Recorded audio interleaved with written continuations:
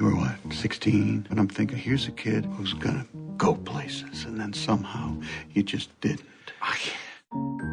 Tim Lippy didn't know where his life was going. I need you to go down to Cedar Rapids and prove Brown Star's a good outfit. Oh, sweet. But that was before Cedar Rapids. Incredible. There's palm trees. The whole place smells like chlorine. It's like I'm in Barbados or somewhere.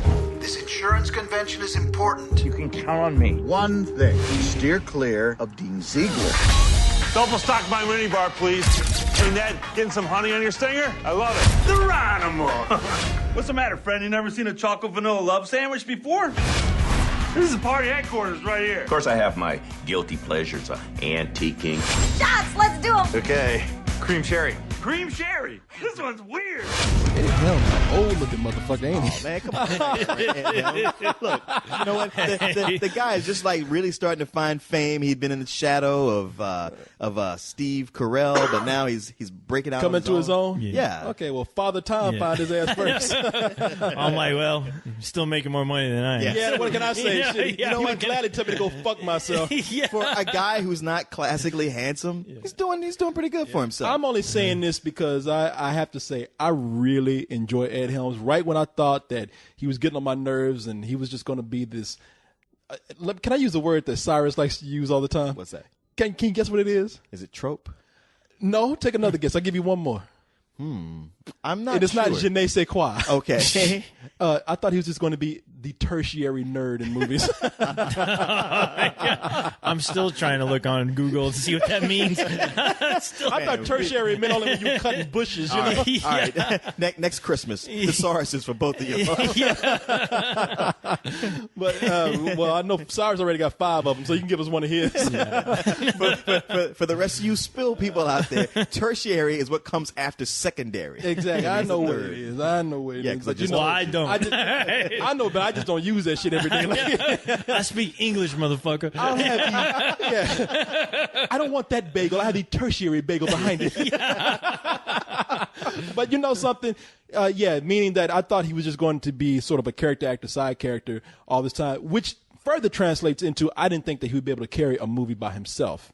True. But, and it's not like he does here. However, he is the lead. Well, he's the lead, and in a way, he does. Now, granted, it's in a movie that it's a comedy, so you couldn't get him. Well, look, I don't know. It's an ensemble. I mean, you're right. You know, we might want to say. I mean, look, he's the main character for sure, but this movie works because of the ensemble, of the camaraderie between him and his little posse. But if I may argue your point, sir, he is also the biggest heart and soul in that film. True. And so he is the focal point of all emotions in that movie. And the movie we're talking about, people, is Cedar Rapids. In case y'all wondering, like, y'all using these big words, y'all don't even say what the movie is. What movie you talking about? The fuck y'all talking about? It's this year's Little Miss Sunshine. It is not really, but sort of it is. Well, with old people. It's an indie movie with Hollywood money behind it. Man, Ed Helms is about as old as you in robot years. But you know something that you're right. It is Little Miss Sunshine in that it is a movie to me. Now, you might mean something different by that, but to me, it's that movie that's being touted as the small independent film, which when you look at it, it's like, okay, they got this actor, this actor, they got some money behind this. What's independent about this? Well, that's exactly what I meant by calling it this year's Little Miss Sunshine. And the moment ever since Little Miss Sunshine happened, they've been trying to repeat that formula over and over. Well, considering it was filmed in it looks like just a run-of-the-mill hotel, I guess, where there's not like a lot of big set pieces or anything like that. No. So, that's the point. Like you film it just like an indie movie, but you get very recognizable actors in it, in a script that doesn't delve as deep as most indie movies. Like a lot of indie movies will try to show you something you haven't seen before. I'll tell you what, though, this movie, it felt like I was watching like a takeoff of The Office, actually, just because of the ensemble and the characters that you're introduced to. Where after you get done seeing it, you actually like to, keep going further along and see what these characters are going to be up to later on. Because it plays on a lot of uncomfortable situations. Now, Korey, please tell our viewers. I will do that for these viewers out here, because you're probably wondering. You're talking about Ed Helms being the centerpiece of this movie. You're talking about Little Miss Sunshine. You're talking about Cedar Rapids. What does any of this have to do with anything? Well, Ed Helms In this film, he's an alien. He's an alien. He's an alien who glows at the hands. No, in this movie, Ed Helms plays Tim Lippy, who, at the insurance company he works for, when the star employee dies, he's chosen by his boss, Stephen Root, to go and represent the company at this big insurance convention in Cedar Rapids, Iowa. Yeah, that's why I said Idaho. It's Iowa. It's the Midwest. It's all one. Yeah, it's all the same place. When you live on one of the coasts, the Midwest is all just one big landmass. Exactly. Over there, you grow corn, you grow potatoes, and you fuck barn animals. It's Ohio, Indiana, Michigan, Wisconsin. And you eat it. You know what? You fuck a cow, Illinois. Yeah, you fuck a goat out cow, and you take it to dinner at Dairy Queen. So and eat a lot of cheese. So he goes there, and it's kind of now when this is kind of like Little Miss Sunshine in that I think that it's sort of a raunchy comedy with a heart. Yes. Because Tim Lippy in this movie, he's a very, very sheltered person. He's a country mouse going to the big city. That's right. In the big city. The one hotel at Cedar Rapids, Iowa. He's Feifel who sells insurance. Yes. And the thing is, and for him, the big city is not even New York. It's just a city, Cedar Rapids. It's a hotel. It's a hotel in a small town. But for him, it's like a normal person going to Vegas for the first time, where it's just nothing but temptation and, I ain't going to do that. Oh, I ain't drinking that. Which is really sad. You can look at this guy and all you do is wow, I really pity this guy. He's naive. He's totally fucking naive. Yeah. I mean, he's almost 40, but he's completely naive. And he's a lucky naive because he's that kind of naive that women like. Like he's getting fucked by the teacher that he always had a thing for when he was in elementary school. Played by Sigourney Weaver. Yeah, but if he had fucked her then, it would have meant something. Now she's 70 years old. And he's thinking like, oh, this is awesome. And he's thinking like, oh, this is love. And she's like, bitch, I just got divorced. I'm old. I'm just having a good time. I know. He's treating a relationship like a 12-year-old girl. He's giving her like, oh, this is the one. He's giving her like a promise ring. And I know. And she's just like, I'm just fucking. I know. You were the closest thing I'm going to get to a young guy. I know. And the hilarious part is she constantly tells him, look, that's all we're doing is fucking. He's like, I still love you. Yeah. I love you, baby. I love you. So if we were to get married next weekend, would that be good for you? So when he goes to this hotel in Cedar Rapids, Ohio, it encompasses everything about growing up that everybody should experience when they were like 16. He caught up to him late. He goes there, meets his first black man. Well, that's true. That's like the first time he sees a black man, he's scared. He's calling his girlfriend / mommy. There's a black man. What do I say? I left my Ebonics dictionary at home. How do I speak to this native here? I just did the whole check-in rigmarole, and I'm on my way to my room. Have you seen the pool yet? Yeah, it's incredible. I mean, there's like palm trees and stuff. The whole place smells like chlorine. It's like I'm in Barbados or somewhere. Oh, here we are. Mi casa, Junior Suite. Hang on a second here. Figure out how this deal works. He's like a stinking credit card. What is it? Tim? There's an Afro-American man standing in my room. What's he doing? He's smiling at me.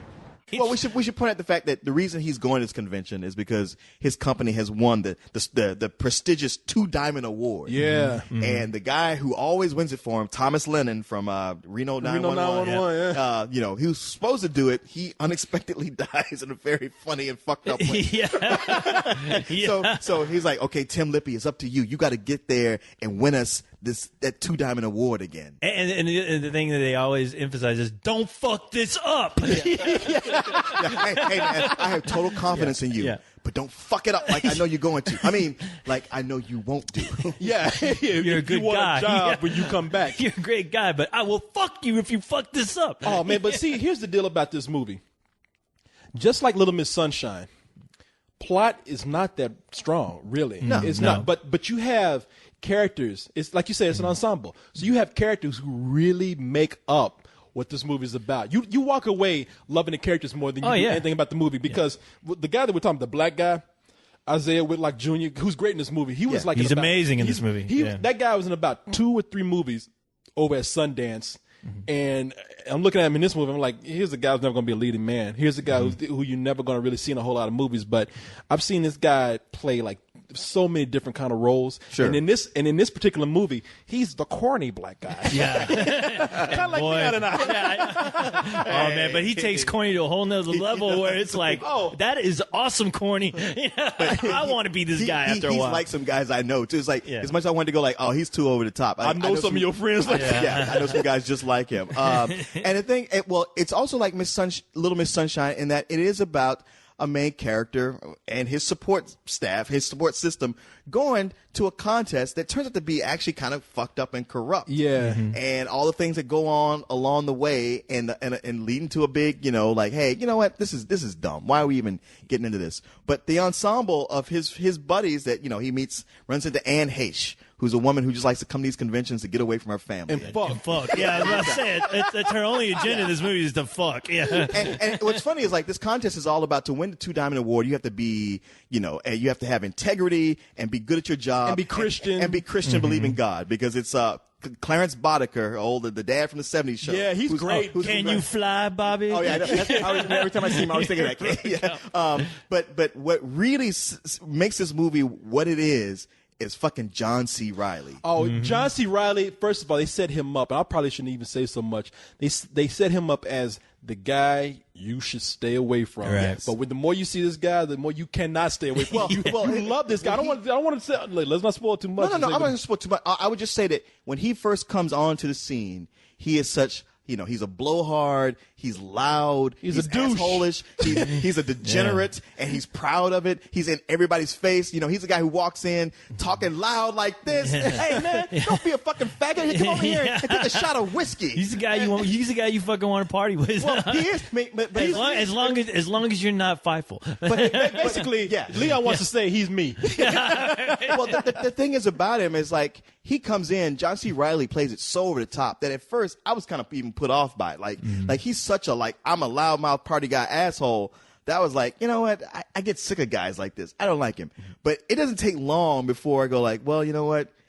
Now I'm kind of used to him. He would be the guy to party with because everybody else is boring. And it works. Yes. That works because they start to develop these relationships in the middle of the film, which actually helps it a lot because, halfway through, you just don't give a shit about the main plot of this movie. You're just like, all right, let's just see how these guys interact. And the thing is, they interact in such an honest, at least to me, it seemed like a very honest and funny way, to where they really kept your interest just on who they were as characters. Oh yeah. Not so much about what was going on around them, but just their interaction with each other, which the one thing that really makes this film work. Well, this is the kind of movie that we love to see in many different genres.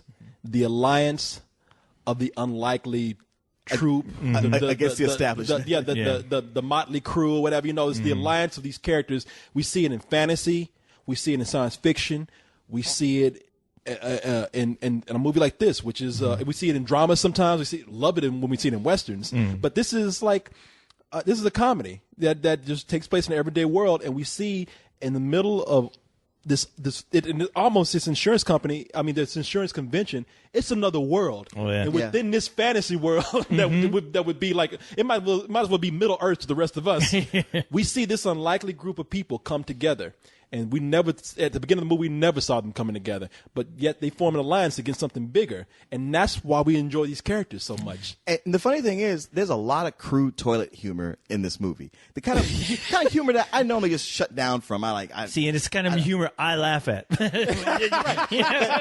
I usually don't. And yet they fucking won me over with it. Oh, yeah. And it just got to it took about 10 or 15 minutes after getting used to him to where I couldn't get enough John C. Reilly. Every time he was on screen, I was wanted to know what he was going to say. I wanted to write it down so I could say it later myself. that guy's always surprising me because he's one of those guys that I see on screen where I'm just like, I don't know. Hopefully he won't be doing the same shit that he normally does when he's with his other buddy.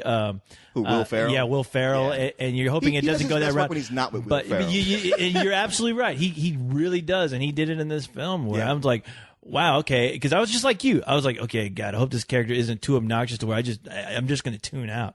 And when you start seeing his relationship evolve with the main character, you're like, oh, okay, this guy's fucking cool, man. Yeah. Because he actually, he's a decent. He is inside, as fucked up as he is. He's still a decent guy. And you love him, man. John C. Reilly he's the guy that like takes this movie up a bar. Where He does. It goes over the vault of like saying this movie's okay to I really like this film. Mm-hmm. And this movie's directed by this director and Leon. We interviewed this guy a long time ago. Did we? On the Was it show. Kevin Smith? Was it? No, it was not Kevin Smith. No, that's right, because he only gave us a half-ass interview. He gave us a half interview, and this guy has made more good films. So, who's the guy? Miguel Arteta. This is the guy that directed. We interviewed him for Star Maps. Oh, Star! Oh, Jesus wow! Christ. But Star Maps. He went on that to was do forever ago. Well, he went on to do 2 movies that we really give a lot of credit for. One we really love, Chuck and Buck. Oh, dude, that's all you have to say. Oh, that's all you Shit, Negro, that's all you have to say. And Chuck and Buck, that's in my pantheon of all-time top 5 favorite movies. And then he went on to do what else? He going to do? He went on to do The Good Girl.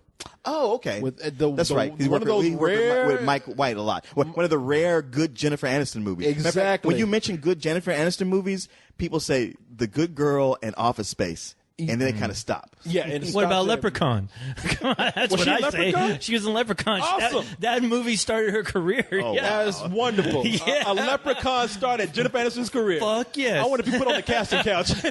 Yeah. Take your pants off, Kelly. Yeah.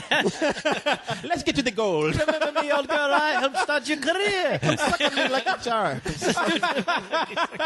But he's done a lot of good shit, man. He's done episodes of 6 Feet Under. Oh, yeah. Ugly My favorite Betty, show. The Office. Okay. But then he went on to do Youth and Revolt, which is not a very good movie. I like that movie. I mean, it's not great. It's not great. You're right. It's not terrible. Yeah. I mean, for a Michael Cera movie, it's pretty good. But this guy, I don't know where he's from. I think he's from Puerto Rico. Oh. So when you hear him talk, it's like, man, you don't understand America. Yeah, Puerto Rico, man. Take your ass back to Puerto Rico, man. But he really gets, okay, I hate that word quirky. I hate it. Because it's pronounced quirky and not quirky. Forgive me.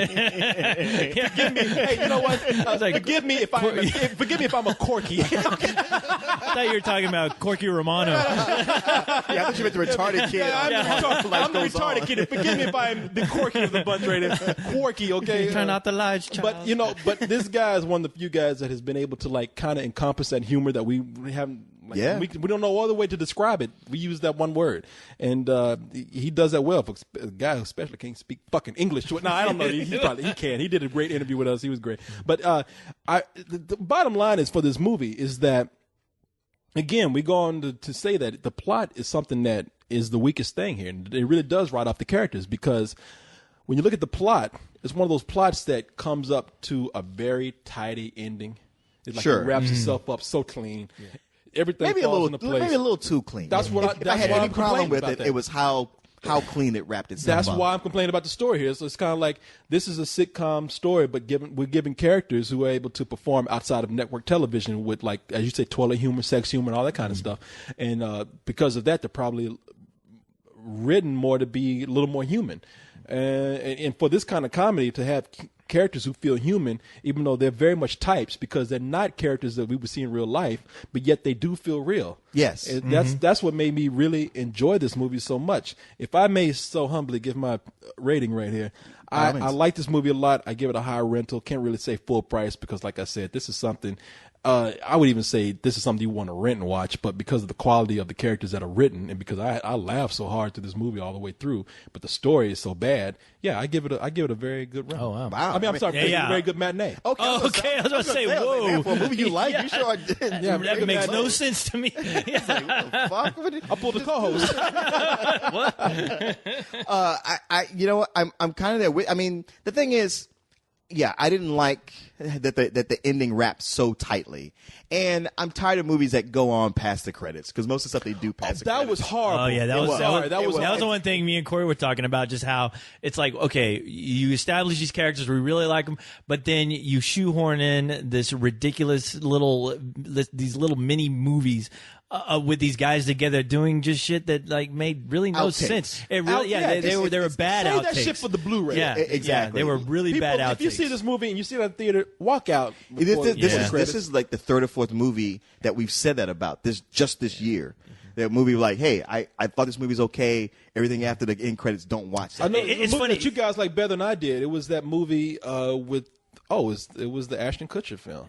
Yes. It's funny because watching that ending, you can tell, okay, you knew that all that was ad-libbed by those guys, to where it's like, you know what, leave it to script form as far as a movie like this. Don't let your actors go off on the rails, because that's exactly what they do at the end of it. But you know what? It is such an enjoyable movie, and you don't really know where it's going to go, what they're going to do. I mean, at times, and I had to give it credit for that.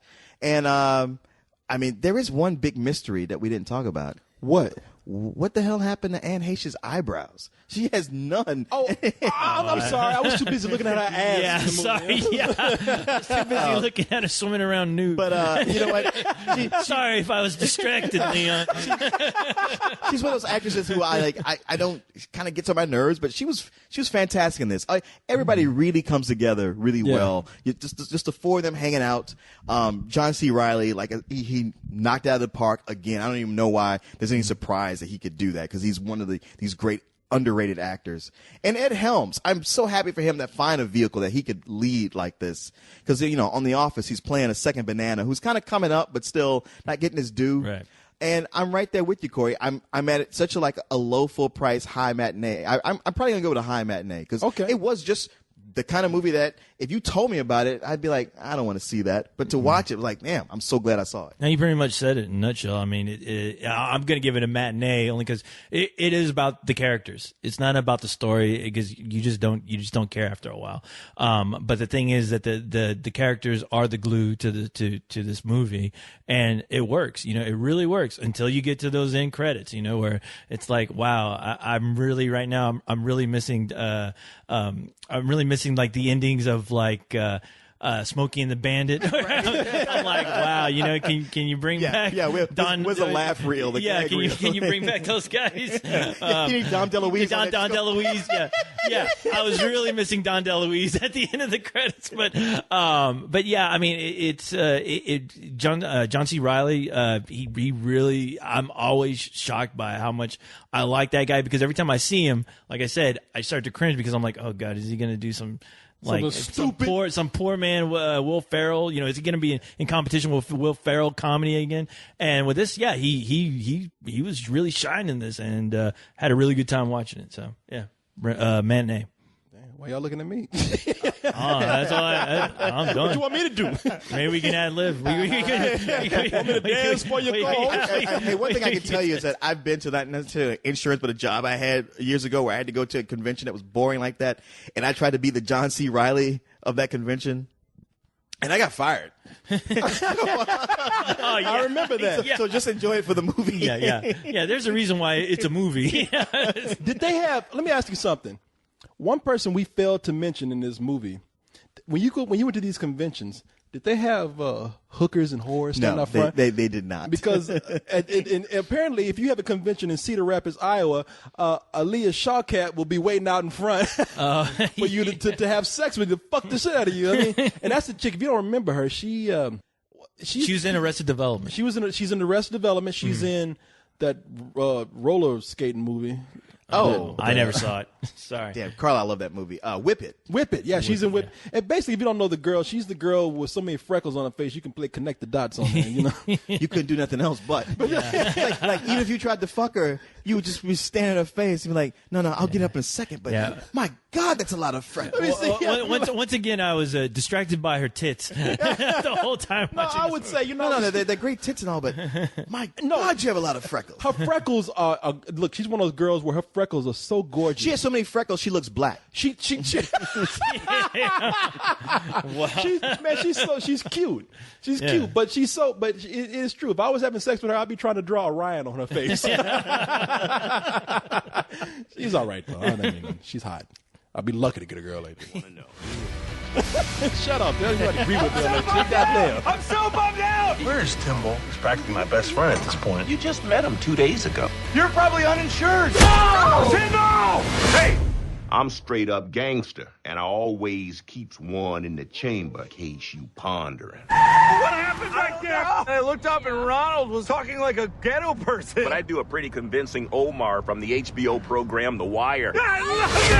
Cedar Rapids. What happened? I got beat up, got completely blotto, and befriended a prostitute. It was awesome. Someone deserves 2 bags of honey roasted peanuts. 2 bags. Super awesome.